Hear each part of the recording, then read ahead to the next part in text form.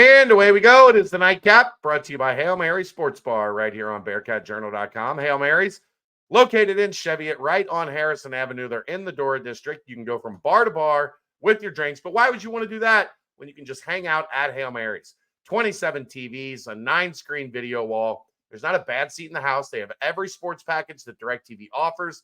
They stream all the games, and Cincinnati sports will always be on the video wall. Brand new walk-in cooler, brand new draft lines. And not only do they pour the coldest beer around, they do so in 32.8 degree frosted glasses. Hail Mary's, Cheviot. All right, Aaron. Let's get this show on the road. It was week 9. Another fascinating week in this stupidly unpredictable league that we call the Big 12. Bearcats couldn't get the job done, but that didn't make things any less exciting in week 9. As we will start off, BYU, number 11, takes down UCF. UCF scores 14 late. This thing was not close. BYU dominated the entire game. That line still just, it almost tricked me into like, make it make sense. Like Vegas, it has to, but what Vegas clearly, and I'm interested to see if it finally changes next week. Vegas has kept a very high opinion of this UCF team and a pretty low opinion of BYU. Yes. And I mean, there was a lot of, I would imagine they lost a bunch of money on this thing because there was a lot of people that looked at this and went, no, absolutely not. Yeah, it ended at 2.5, favoring UCF, which I don't know why you wouldn't have taken number 11 in the country. Yeah. And they've been doing some things. Stingy defense, like I've been talking about. But yeah, you finished. You covered the over-under as well. That ended at 53.5. So I don't know, just BYU continues to do BYU things. They're right. They are now number 9 in the country, and I'm fascinated to see where BYU ends up at the end of the season. They have no ranked games left. They have Utah, Kansas, Arizona State, and Houston to finish up their season. Things are looking up in Provo. You couldn't create an easier Big 12 schedule down the stretch. Nope. So if they can hang on, they're going to go into the Big 12 title game undefeated. That is a wild deal. Kansas State, 29-27. This one had a so close. Well, apparently this is I don't know if you know or not. This is the 16th win in a row for Kansas State in this series. That's insane. I think there was a video, the band director from Kansas State at the end of the game was caught on mic saying the winning streak can drive. 16. Oh, wow. Yeah, got it. This is the 6th time in those 16 games that Kansas State has come back and won like at the wire. So by a field goal. Yeah, this is something that just in this series happens. Kansas gets up, sometimes gets up pretty big, and then 51-yard down. A 51-yard field goal to win the game. Yeah, and it was dead true right down the middle. It feels like at some point in time this high wire act by Kansas State is gonna get them. I agree. You've been saying that. You've been waiting on it. Can't wait. It keeps not happening. Keeps not happening. Look, there's a bye week, and then Cincinnati's got Kansas State after. Are they before Iowa State or after Iowa State?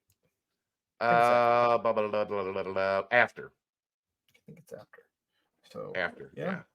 Got what, about 3 Saturdays. We'll find out. Yeah. I mean, they're doing what they need to do to win. Avery Johnson, another good day, throwing the football, 19 of 34, 253, 2 touchdowns. Giddens over 100 yards again. That's kind of the thing that as Avery Johnson has gotten better passing the football, now you've got that two-headed attack where they've got a really good running game. Now you're throwing the ball well. You put a lot of stress on the defense. But they tried to give it away. They let Kansas get up big, and they walked them down. So you got to give them a lot of credit that they keep finding a way, but they haven't been super impressive in doing it. Yeah, Jalen Daniels was not fantastic. He was 18 to 31, 209, a touchdown, an interception, big fumble, 66 on the ground and a touchdown.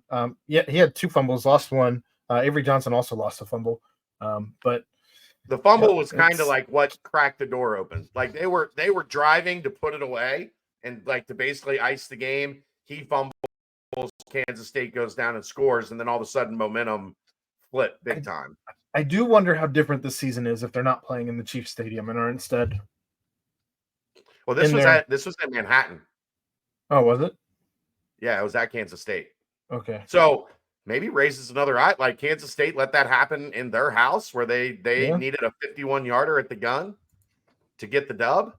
But we'll 7-1, 4-1 in the Big 12. Kansas falls to 2-6, 1-4 in the league for a team that had visions of, playing for a Big 12 championship.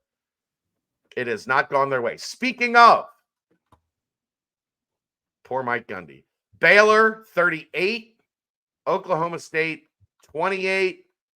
Baylor now 4-4, 2-3 in the Big 12. Still going to be fascinating to see what happens down the stretch with them and Dave Aranda. But for the time being, they get the best of Mike Gundy.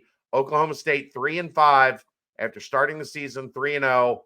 They are now 0-5 in conference play. And Ollie Gordon is 18 rushes for 77 yards and 2 touchdowns. Do we put him back on the milk carton? No. I mean, he had 77 yards rushing, 15 yards receiving. The 2 touchdowns, they helped you. Alan Bowman just couldn't find the end zone. Not good. Well, 359 yards, not bad. On 28 of 42, also not bad. Just they couldn't find the end zone. Ollie Gordon did fumble it away. I'm checking to see if Baylor had any interceptions here. I'm assuming they did. Yeah, they had 1 interception. So I don't know. I mean, how about Pendergrass for Baylor? 6 carries, 142 yards on 6 carries. 6. That's a good day. Good day. And his long was 55. Not like a 98 or anything. Right. Just 55. Just chunk after chunk after chunk. It's a pretty good day at the office. I'd take it. So yeah, things are as bad as they can possibly be for Oklahoma State this season. This next one, Aaron, Texas Tech was in control. It was, I think, 31-14 when we had a lot of time to kill, waiting for the UC game to start. I wanted to watch the 7:30 games. So right around that point where they're up 3 scores in the third quarter, I thought this would be a good time to go pick up dinner. I wasn't going to cook because I wanted to watch football. So I went and I picked up dinner. And when I came home, TCU won? What happened? Texas Tech had 5 fumbles. Yeah. 5. They lost 2, but still. Whew. You pay a lot of attention to how many fumbles are covered. Who cares? They recovered 3 of them. Just on the stat sheet. I don't know. But it looks like Baron Morton was injured or pulled. I'm not really sure which. No, he got hurt. Yeah. Only 137 yards for him. Will Hammond comes in, 10 of 15, 121, and a touchdown. True freshman. just not enough to get it done. Josh Hoover Well, had I mean, so when he came 3 in, like touchdowns. he had a great like first 2 drives, and that's what put him up 3 scores. And it was like, oh, like this freshman's kicking ass. And then they kind of stalled out, and next thing you know, TCU bang bang bang right back into the game. And what we're learning, I think that like in this league, Aaron, there are a bunch of teams that try to put it in cruise control, and this league is too high powered. It is almost always going to end with the other team having a chance to like getting it to within 1 score and having a chance to win. They don't always win, but it feels like far more often than not a team gets up by that 3rd score and they try. And Cincinnati's done this. We've seen it. You try to put it in cruise control, and it is not easy getting to the finish line in cruise control in this league. Then you lose the pit. Or, I mean, they almost got Texas Tech did that when they got up 14. They tried to coast to the win. We saw Colorado almost have it bite them Saturday night, where they got up 3 scores, tried to coast. They still got to the finish line, but if they don't make that last field goal, Cincinnati has the ball with over a minute left, down 8. So, Sonny Dykes not dead, Aaron. 5-3, 3-2 in the Big 12. The exact same record as Texas Tech, 5-3, 3-2 in the Big 12. I'm surprised Sonny got him up off the mat. He's like a cat with 9 lives. Doesn't make sense. It doesn't. It really doesn't. Moving on down the line. West Virginia, 31-26 over Arizona. West Virginia had control of this one all the way throughout until, again, they got up big, and then Arizona tried to kick it in late, but their 13 points in the 4th quarter were not enough. Awesome fake field goal from West Virginia. West Virginia sitting at 3-2 in the Big 12. They're 4-4 on the season. So Neil Brown, not in the grave yet. He's still got his hand like up, through the dirt. He hasn't done the full Undertaker sit up yet, but they much like TCU, they felt like they were on the verge of just implosion, and now they've got some life again. Worth pointing out that Teteroa McMillan put up video game numbers again, 10 catches, 202 yards, and a touchdown. He's ridiculous. He is. Fafita with what, 290, 295, and 2 touchdowns? 294, 2 touchdowns. Yeah. So, West Virginia's interesting because it keeps feeling like they're one of those teams you want to write off. And in this league, it doesn't. That middle of the pack is always just kind of like slap fighting each other. Well, and their normal quarterback didn't start. It seems he still has the concussion issue. Nico Marchiol came in and 198, 2 touchdowns. He also can rush, 11 rushes for 39 yards. They ended up with 207 total running yards. So not bad. I'm still not worked up about West Virginia. They're up and down. It seems they're just a middling team, and we'll see. Right now, Cincinnati's offense has me almost feeling that Cincinnati's a middling team. So, yeah, both Cincinnati and West Virginia on buys this week. So plenty of time to get ready for each other. Time to lick the wounds, heal up, and get ready to go. The crazy thing about West Virginia, 3 Big 12 wins, 2 of them on the road. Their only Big 12 win at home was Kansas. They won at Oklahoma State. They won at Arizona. They lost at home to Iowa State and Kansas State. So, you got to be careful. They're a team that is comfortable, at least, playing on the road as they come to Cincinnati on November 9th. And then finally, for the sake of this show,